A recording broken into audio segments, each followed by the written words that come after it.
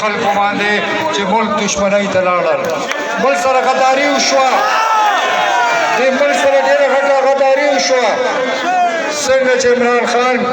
خبره یې دې نه شروع وه چې عمران خان وویې چې absolutely not اوس هم موږ وایو عمران خان وایي پی ټی آی وایي چې absolutely not موږ د چا غلامي نه کوو موږ د چا غلام نه یو دا پاکستان آزاد جوړ شوی دی زموږ مشرانو قربانیانې ورکړي دي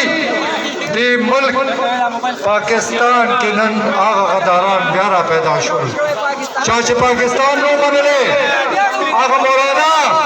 پاکستان نو منلی این پی پاکستان نو منلی نن بیا غداران راغونډ شوي دي نو مقابله به یې کوو خو په نری به یې کوو ځکه نن سوال د عمران خان نه دی نن